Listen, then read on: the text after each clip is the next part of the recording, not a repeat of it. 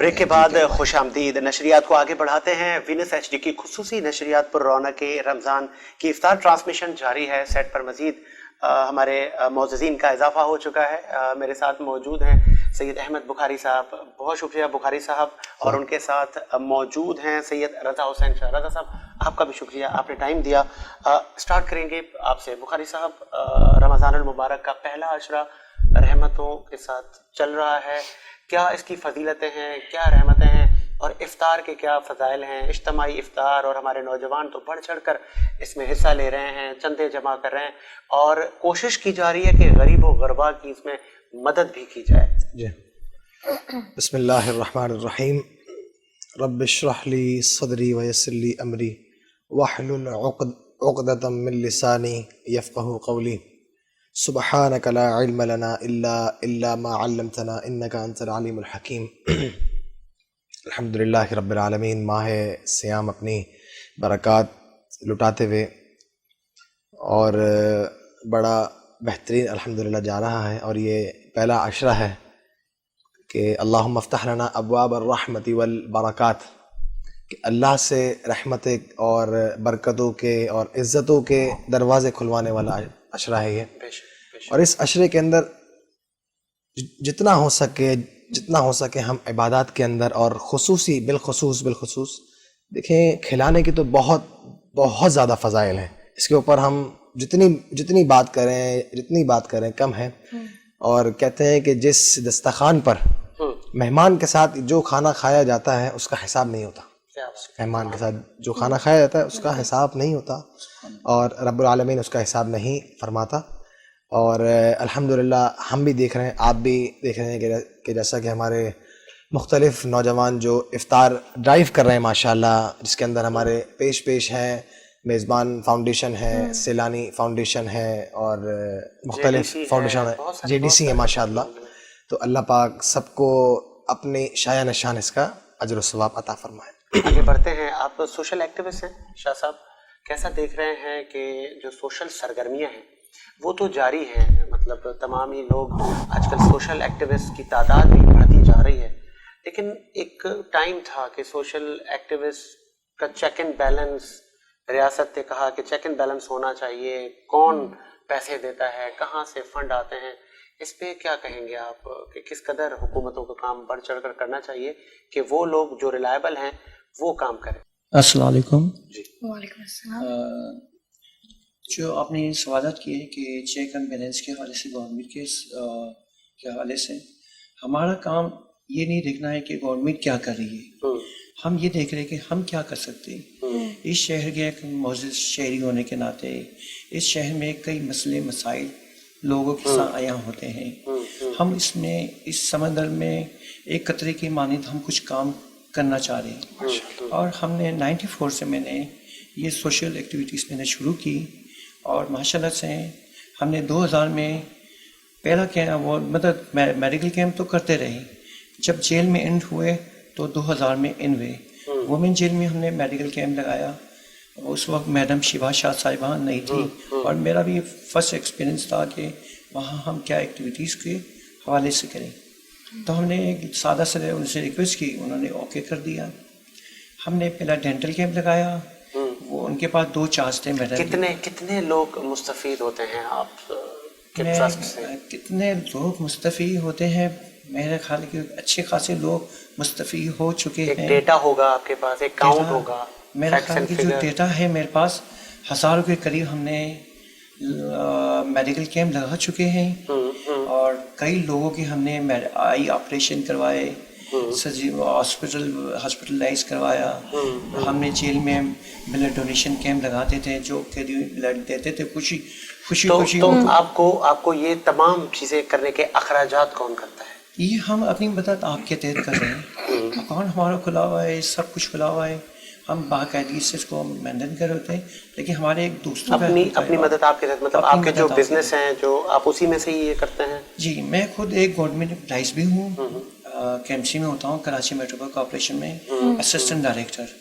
لیکن یہ میرا شوق بچپن سے تھا, کالج لائف سے میں نے یہ شوق پالا. تو ہم معذور بچوں پہ ہم نے ایک سبجیکٹ تھا کہ ان دارالسکون میں تو ہم نے وہ شو کو آگے تک لے گئے. آج الحمدللہ ہم یوتھ پہ بھی کام کر رہے ہیں, معذور اسپیشل بچوں پہ کام کر رہے ہیں, دارالسکون میں کر رہے ہیں. سندھ جام آزادی سیلیبریٹ باہر نہیں کر رہے ہوتے ہیں, قیدیوں کے ساتھ ہم سیلیبریٹ کر رہے ہوتے ہیں. بہت اچھی بات ہے. میں آگے بڑھاتا ہوں نشریات کو. وہاب صاحب, آپ سندھ حکومت کو ریپرزینٹ کر رہے ہیں, تو اس طرح کے جو لوگ ہیں جیسے سیلانی ہے, JDC ہے, اور بہت سارے نام ہیں جو کہ بلا تفریق عوام کی خدمت کر رہے ہیں, تو ان کو سندھ حکومت کے پاس ایسے کتنی ایسی NGOs, کتنے ایسے نام ہیں کہ جو پبلک پرائیویٹ پارٹنرشپ کے تحت ان کے ساتھ حکومت پروجیکٹ کرتی ہے, اور کتنے لوگوں کو آگے رجسٹر کرنے کا پلان ہے؟ دیکھیں, جیسے بھائی خود کام کر رہے ہیں اور ان کو خواہش بھی ہے, ان کی بچپن سے شاید لگے ہوئے اس کام کو لے کے عوامی خدمت کر رہے ہیں. اسی طرح کراچی بہت بڑا شہر ہے, اس میں JDC ہو گیا, EDU فاؤنڈیشن ہو گیا, بہت ساری ایسی فاؤنڈیشن اور بھی ہیں جو کراچی شہر میں کام کر رہے ہیں. ان کو وہ اپنے جو بھی پروپوزل ہوتے ہیں حکومت سندھ کے سامنے رکھتے ہیں آ کے, وہ پروپوزل ایکسیپٹ بھی ہوتے ہیں. بہت ساری چیزیں سندھ حکومت ان کے ساتھ کوآرڈینیشن میں رہ کے ان کی جو بھی ایشوز ہوتے ہیں ان پہ کام ساتھ میں مل کے کر رہے ہیں. ایمبولینسز کے حوالے سے یا ایون JDC کے ابھی کچھ پروجیکٹس جیسے ہسپتال وغیرہ کچھ وہ کووڈ کی سچویشن میں بھی ظفر عباس لاڑکانہ میں تھے, ان میں وہ ناصر شاہ صاحب پاس آئے تھے کچھ دن پہلے, تو انہوں نے اپنی ریکویسٹ دی تھی. ناصر شاہ صاحب نے سندھ حکومت کے توسط سے ان کی جو ہیلپ آؤٹ ہو سکتی ہے وہ کر رہے ہیں. سندھ حکومت بھی ان میں اپنا جو ہے حصہ ڈال رہی ہے تاکہ جو خواہش مند خود لوگ کام کرنا چاہ رہے ہیں ان کے ساتھ سندھ حکومت بھی مل کے کام کر رہے ہیں. شاہ صاحب, میں آگے بڑھتا ہوں. شیخ حبیب صاحب, آپ کیا ایڈوائز, کیا تجویز کریں گے؟ بہت سارے کام اور ایک جو ریلیشن شپ کا ایک جو جال ہے وہ آپ کا پورے ہی پاکستان میں پھیلا ہوا ہے. کیسے دیکھ رہے ہیں ان تمام چیزوں کو کہ پاکستان میں سوشل ایکٹیوسٹ کی تعداد بڑھتی جا رہی ہے, لیکن ابھی بھی مسائل ہیں, ابھی بھی بھوک ہے, ابھی بھی افلاس ہے, بہت کچھ کرنے کی ضرورت ہے. دیکھ, بہت کچھ بالکل کرنے کی ضرورت ہے. دوسری بات یہ کہ اس کا چیکنگ بیلنس بھی ہونا چاہیے. ہمارے یہاں بدقسمتی یہ ہے کہ ہمارے یہاں کوئی چیکنگ بیلنس نہیں ہے, کوئی رجسٹریشن نہیں ہے, کوئی ڈاکومنٹیشن نہیں ہے. یہ جتنے NGOs ہوتے ہیں نا, ان کو باقاعدہ ڈاکومنٹیشن میں آنا چاہیے تاکہ پتہ چلے کہ کہاں سے فنڈنگ ہو رہی ہے, کس شہر سے فنڈنگ آ رہی ہے, کس کنٹری سے فنڈنگ آ رہی ہے, کس ملک سے فنڈنگ آ رہی ہے, اور وہ فنڈنگ کس طرح آ رہی ہے اور کس پرپس پہ آ رہی ہے. تو اس کا چیک اینڈ بیلنس بہت ضروری ہے. اور ادارے تو جب تک اگر فنڈنگ نہیں آئے گی تو ادارے چلتے نہیں. بالکل ایسا ہی ہے. تو میں یہ سمجھتا ہوں کہ ان کو باقاعدہ اس کو رجسٹرڈ ہونا چاہیے, ان کو باقاعدہ ان کی انٹری ہونی چاہیے. جس طرح بزنس کمیونٹی میں جو لوگ کاروبار کرتے ہیں تو ایک انڈین سرٹیفکیٹ دیتے ہیں, وہ اپنے آپ کو رجسٹرڈ کراتے ہیں. پھر ہم چیمبر کی طرف بھی جاتے ہیں, فیڈریشن کی طرف بھی جاتے ہیں, وہاں بھی اپنے آپ کو رجسٹرڈ کراتے ہیں تاکہ پھر ہم اپنے آپ کو سسٹم کو آگے بناتے ہیں, چین کو. اب جیسے میں مرکزی تنظیم تاجران پاکستان کو میں ریپرزینٹ کر رہا ہوں, سینئر وائس چیئرمین ہوں, تو چاروں صوبوں سے وابستگی ہے. ہم چاروں صوبوں میں دیکھ رہے ہوتے ہیں ہم بزنس کمیونٹی کو کس طرح لے کے چلیں. اسی طرح میں سمجھتا ہوں کہ وفاق کو اور سندھ کو یہ دیکھنا ہوگا کہ جو مقصد اس طرح کے جو مقصد بن رہے ہیں ادارے, یہ چیزیں آ رہی ہیں, آنی چاہیے, ویل اینڈ گڈ, بڑی خوشی کی بات ہے, لیکن اس کا چیک اینڈ بیلنس ہونا بہت ضروری ہے. نہیں, بہت اچھی بات کی, بہت اچھی بات کی. نشریات کو مزید آگے بڑھاتے ہیں بخاری صاحب. جیسے کہ آپ جانتے ہیں کہ بعض اوقات ایسی سچویشن بن جاتی ہے کہ اگر ایک روزے دار روزے رکھنے کی نیت کرے لیکن ایسی سچویشن بن جائے کہ وہ سحری نہ کر سکے, جیسے بعض اوقات سونتے وقت ٹائم نکل جائے, فجر کی اذان ہو جائے, لیکن نیت اس نے باندھی ہوئی تھی, تو کیا وہ روزہ نیت باندھ کے سوئے جی تھے, تو کیا وہ روزہ کہلائے گا یا پھر ان کا روزہ نہیں کہلا سکتا؟ بسم اللہ الرحمن الرحیم. دیکھیں, روزہ ہو جائے گا کیونکہ سحری کھانا سنت ہے, سحری تناول کرنا سنت ہے, روزہ ہو جائے گا, لیکن یہ پسندیدہ عمل نہیں ہے کیونکہ روزے کا مقصد ہے صبر. روزے کا مقصد ہے کہ ہم زیادہ سے زیادہ عبادات پر ہمارا فوکس ہو.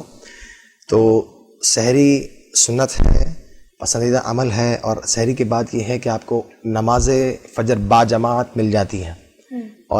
اور کہتے ہیں کہ اپنا فرمایا کہ ایک نماز جان بوجھ کر چھوڑنے والا انسان کفر تک پہنچ جاتا ہے, کفر تک پہنچ جاتا ہے. اور فرمایا کہ نماز کافر اور مومن کے درمیان فرق کرتی ہے. اور پھر یہاں سے آپ برکتیں لیں کہ فجر کی نماز آپ نے ادا کی, فجر کی نماز کے بعد آپ جو ہے 2 رکعت اشراق بھی پڑھ لیں, تو ایک مقبول حج اور عمرے کا ثواب مل جائے گا. سبحان اللہ. اچھا, اس کے علاوہ اگر بچوں کے بارے میں بات کریں تو بچوں کے لیے کس عمر سے روزے فرض ہیں؟ देखें बालिग होने के बाद हर आकिल और बालिग मुसलमान पर अच्छा, बहुत नमाज सारे हमारे रोज़ा फ़र्ज़ पेरेंट्स मतलब बच्चे 7-8 साल के होते हैं, बच्चों की ख्वाहिश होती है कि मुझे रोजा रखना है, जी जी तो कोई कबाहत नहीं है, रख सकते हैं नहीं वो नहीं बच्चे नहीं रोजा? कबाहत कोई नहीं है, लेकिन बी इन प्रैक्टिस कि उन्हें अगले साल के लिए तैयारी हो जाएगी। मतलब रखवा सकते हैं। जी जी रखवा जी सकते हैं, तो कोई इसमें जिस एज तरह का के फरमाया कि 7 साल की उम्र से अपनी औलाद को नमाज की तलकीन कीजिए और 10 साल की उम्र में उन पर थोड़ी सी सख्ती कीजिए, लेकिन सख्ती का मतलब ये नहीं है कि आप उनके ऊपर तशद्दुद करें। सख्ती से मुराद ये है कि प्यार मोहब्बत से उनको फ़ज़ाइल सुनाकर उनको माहौल में लाकर आप नमाजी बनाएं। नहीं, बहुत अच्छी बात की। ब्रेक का एक वक्त हुआ है, ब्रेक लेते हैं नशरियात में, ब्रेक के बाद हाजिर होते हैं।